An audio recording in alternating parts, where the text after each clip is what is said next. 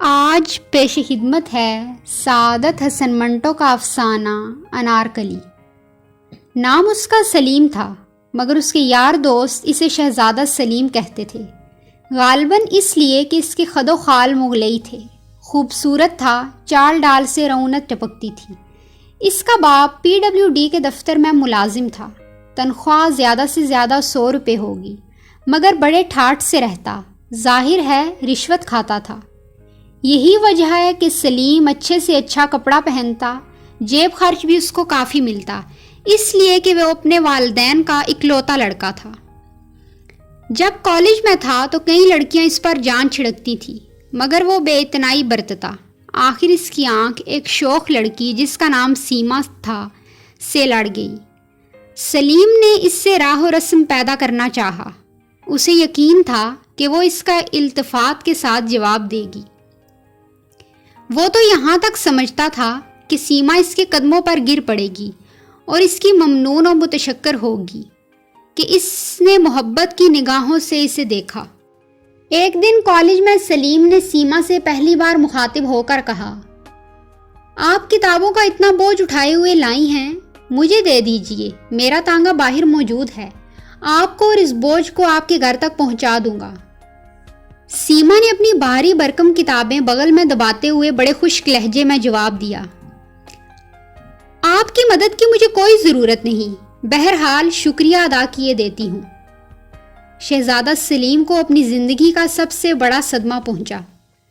چند لمحات کے لیے وہ اپنی خفت مٹاتا رہا۔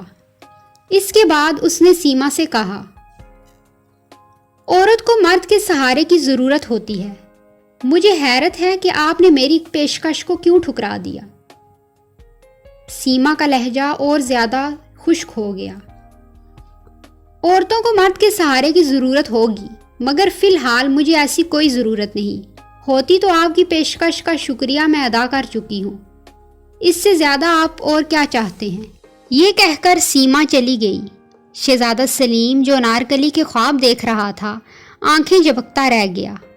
اس نے بہت بری طرح شکست کھائی تھی۔ اس سے قبل اس کی زندگی میں کئی لڑکیاں آ چکی تھیں جو اس کے ابرو کے اشارے پر چلتی تھی، مگر یہ سیما کیا سمجھتی ہے؟ اس میں کوئی شک نہیں کہ وہ خوبصورت ہے۔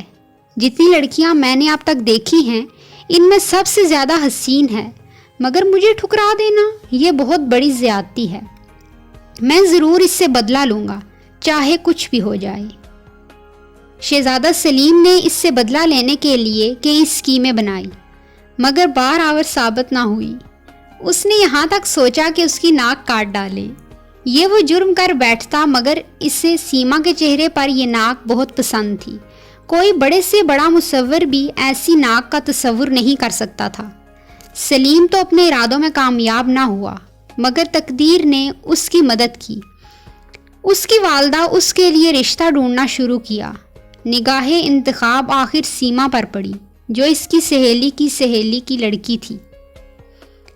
بات پکی ہو گئی، مگر سلیم نے انکار کر دیا۔ اس پر اس کے والدین بہت ناراض ہوئے۔ گھر میں 10-12 روز تک ہنگامہ مچا رہا۔ سلیم کے والد ذرا سخت طبیعت کے تھے۔ انہوں نے اس سے کہا، دیکھو تمہیں ہمارا فیصلہ قبول کرنا ہوگا۔ سلیم ہٹ درم تھا۔ جواب میں کہنے لگا، آپ کا فیصلہ کوئی ہائی کورٹ کا فیصلہ نہیں، پھر بھی میں نے کیا جرم کیا ہے جس پر آپ مجھے فیصلہ سنا رہے ہیں؟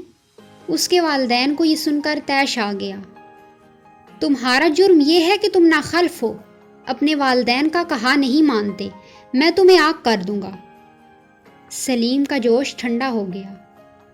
لیکن ابا جان، میری شادی مرضی کے مطابق ہونی چاہیے۔ بتاؤ تمہاری مرضی کیا ہے؟ اگر آپ ٹھنڈے دل سے سنیں تو میں آپ کو ضرور بتاؤں گا۔ ہاں، میرا دل کافی ٹھنڈا ہے، تمہیں جو کچھ بھی کہنا ہے فوراً کہہ ڈالو، زیادہ دیر میں تمہارا انتظار نہیں کر سکتا۔ سلیم نے رک کر کہا، مجھے ایک لڑکی سے محبت ہے۔ اس کا باپ گرجا، کس لڑکی سے؟ سلیم تھوڑی دیر ہچکچایا۔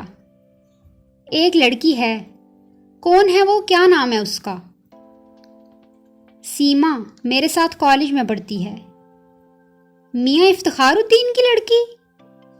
جی ہاں، اس کا نام ہی سیما افتخار ہے، میرا خیال ہے وہی ہے۔ اس کے والد بے تحاشا ہنسنے لگے۔ خیال کے بچے، تمہاری شادی اسی لڑکی سے قرار پائی ہے، کیا وہ تمہیں پسند کرتی ہے؟ سلیم بوکھلا سا گیا۔ یہ سلسلہ کیسے ہو گیا اس کی سمجھ میں نہیں آیا۔ کہیں اس کا باپ جھوٹ تو نہیں بول رہا؟ سلیم سے جو سوال کیا گیا تھا اس کا جواب اس کے والد کو نہیں ملا، چنانچہ انہوں نے کڑک کے پوچھا، سلیم مجھے بتاؤ، کیا سیما تمہیں پسند کرتی ہے؟ سلیم نے کہا، جی نہیں۔ تم نے یہ کیسے جانا؟ اس سے ایک بار میں نے مختصر الفاظ میں اپنی محبت کا اظہار کیا تھا، لیکن وہ بڑی بے رخی سے پیش آئی۔ سلیم کے والد نے اپنے گنجے سر کو تھوڑی دیر کے لیے کھجایا اور کہنے لگے، تو پھر یہ رشتہ نہیں ہونا چاہیے۔ میں تمہاری ماں سے کہتا ہوں کہ وہ لڑکی والوں سے کہہ دے کہ لڑکا رضامند نہیں۔ سلیم ایک دم جذباتی ہو گیا۔ نہیں ابا جان، ایسے مت کیجیے گا، شادی ہو جائے تو سب ٹھیک ہو جائے گا۔ میں اس سے محبت کرتا ہوں اور کسی کی محبت عقارت نہیں جاتی، لیکن آپ ان لوگوں کو، میرا مطلب ہے سیما کو، یہ پتہ نہ لگنے دیجیے گا کہ اس کی شادی مجھ سے ہو رہی ہے، جس سے وہ بے رخی اور بے اعتنائی کا اظہار کر چکی ہے۔ اس کے باپ نے اپنے گنجے سر پر ہاتھ پھیرا اور کہنے لگے، میں اس کے متعلق سوچوں گا۔ یہ کہہ کر وہ چلے گئے۔ انہیں ایک ٹھیکیدار سے رشوت وصول کرنا تھی اپنے بیٹے کی شادی کے اخراجات کے سلسلے میں۔ شہزادہ سلیم جب رات کو پلنگ پر سونے کے لیے لیٹا تو اسے انار کی کلیاں ہی کلیاں نظر آئیں۔ ساری رات وہ ان کے خواب دیکھتا رہا۔ گھوڑے پر سوار باغ میں آیا، شاہانہ لباس پہنے باغ میں اتر کر روش پر جا رہا ہے۔ دیکھتا ہے کہ سیما انار کے بوٹے کی سب سے اونچی شاخ سے ایک نوخیز کلی توڑنے کی کوشش کر رہی ہے۔ اس کی بھاری بھرکم کتابیں زمین پر بکھری پڑی ہیں، زلفیں الجھی ہوئی ہیں، اور وہ اچک اچک کر اس شاخ تک اپنا ہاتھ پہنچانے کی کوشش کر رہی ہے، مگر ہر بار ناکام رہتی ہے۔ وہ اس کی طرف بڑھا، انار کی جاڑی کے پیچھے چھپ کر اس نے اس شاخ کو پکڑا اور جھکا دیا۔ سیما نے وہ کلی توڑ لی جس کے لیے وہ اتنی کوشش کر رہی تھی، لیکن فوراً اسے اس بات کا احساس ہوا کہ یہ شاخ نیچے کیسے جھک گئی۔ وہ ابھی یہ سوچ رہی تھی کہ شہزادہ سلیم اس کے پاس پہنچ گیا۔ سیما گھبرا گئی، لیکن سنبھل کر اس نے اپنی کتابیں اٹھائیں اور بغل میں داب لی، انار کلی اپنے جوڑے میں اڑس لی اور یہ خشک الفاظ کہہ کر وہاں سے چلی گئی، آپ کی امداد کی مجھے کوئی ضرورت نہیں، بہرحال شکریہ ادا کیے دیتی ہوں۔ تمام رات وہ اسی قسم کے خواب دیکھتا رہا، سیما، اس کی بھاری برکم کتابیں، انار کی کلیاں اور شادی کی دھوم دھام۔ شادی آخر ہو گئی۔ شہزادہ سلیم اس تقریب میں اپنی انار کلی کی ایک جھلک بھی نہیں دیکھ پایا۔ سلیم کو رونے والی لڑکیاں بہت پسند تھیں۔ اس کا یہ فلسفہ تھا کہ عورت جب رو رہی ہو تو بہت حسین ہو جاتی ہے۔